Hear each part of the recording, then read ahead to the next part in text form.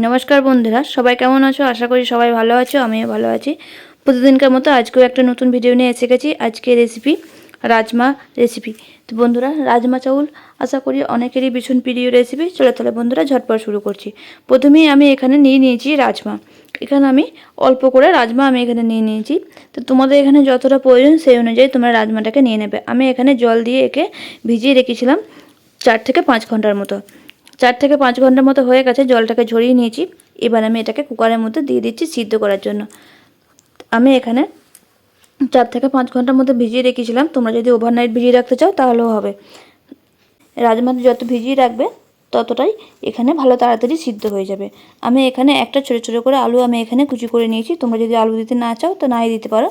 আমি এর মধ্যে নুন দিয়ে দিয়েছি, আর আমি এখানে দিয়ে দিচ্ছি সামান্য পরিমাণ হলুদ, আর আমি এখানে দিয়ে দিচ্ছি গোটা গরম মশলা, একটা তেজপাতা। এবার আমি এর মধ্যে অল্প জল দিয়ে আমি এটাকে সিদ্ধ করতে বসিয়ে দিচ্ছি। এটা দুটোর মতো সিটি দিলেই এটা সিদ্ধ হয়ে যাবে। যেহেতু আমি এখানে 4 থেকে 5 ঘন্টার মতো জলে ভিজিয়ে রেখেছিলাম, তাই এখানে বেশি সিটি লাগবে না। দুটোর মতো সিটি দিলে এটা সিদ্ধ হয়ে যাবে। ওদিকে ওটাকে আমি বসিয়ে দিয়েছি সিদ্ধ হওয়ার জন্য। এদিকে কড়াইয়ের মধ্যে এখানে আমি আবারও তেল দিয়ে দিচ্ছি। এখানে আমি সর্ষের তেল দিয়ে দিচ্ছি 3 থেকে 4 চামচ মতো। এখানে সর্ষের তেল আমি এখানে দিয়ে দিয়েছি। এবার এখানে তেলটা গরম হয়ে গেলে এখানে গোটা জিরে, শুকনো লঙ্কা, তেজপাতা আমি এখানে ফোড়ন দিয়ে দিয়েছি। আর যেহেতু নুন এখানে সামান্য পরিমাণ নুন দিয়ে দিয়েছি আমি, যাতে পেঁয়াজটা দিলে এখানে পেঁয়াজটা দিলে পারে এখানে কি হয়, অনেক সময় তেলগুলো ছিটকে যায়। নুনটা দিয়েছি যাতে তেলটা না ছিটকায়, তার জন্য। এবার আমি পেঁয়াজটাকে এখানে নেড়ে নিচ্ছি 1 থেকে 2 মিনিট মতো। পেঁয়াজটাকে এখানে আমি নেড়ে নিয়েছি 1 থেকে 2 মিনিট মতো। তারপর এখানে আমি দিয়ে দিয়েছি রসুন বাটা। এখানে আমি নুন হলুদ আগে দিয়ে নিই। এরপর এখানে দিয়ে দিচ্ছি আমি হলুদ এরপর দিয়ে দিচ্ছি 1 চামচ মতো লঙ্কা গুঁড়ো, আর আমি এখানে দিয়ে দিচ্ছি জিরে গুঁড়ো, এখানে দিয়ে দিচ্ছি ধনে গুঁড়ো।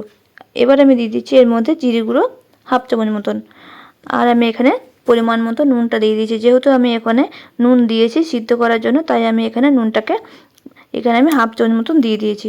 এবার আমি এটাকে ভালো করে নেড়ে নিচ্ছি 1 থেকে 2 মিনিট মতো। ভালো করে এটাকে এবার নেড়ে নিয়েছি। এরপর যখন মশলাটা হালকা না ভাজা হয়ে গেছে, এবার আমি এর মধ্যে দিয়ে দেবো এবার আমি এর মধ্যে দিয়ে দিচ্ছি টমেটো বাটাটা। যেহেতু আমি রসুনটা আগেই দিয়েছি, তাই আদা বাটাটা আমি দেবো একটু পরে। রসুনটা আমি এখানে আদাটা প্রথমে দিয়ে নিই। এরপর এখানে আমি টমেটোর বাটাটা দিয়ে মশলার সাথে ভালো করে আবারও 2 মিনিট মতো নেড়ে নিচ্ছি। এবার মশলাটা দিয়ে আমি এখানে ভালো করে মশলার সাথে টমেটোটাকে দিয়ে 2 থেকে 3 মিনিট মতো ভালো করে নেড়ে নিয়েছি। দেখো এখানে মশলাটা মোটামুটি হয়ে গেছে।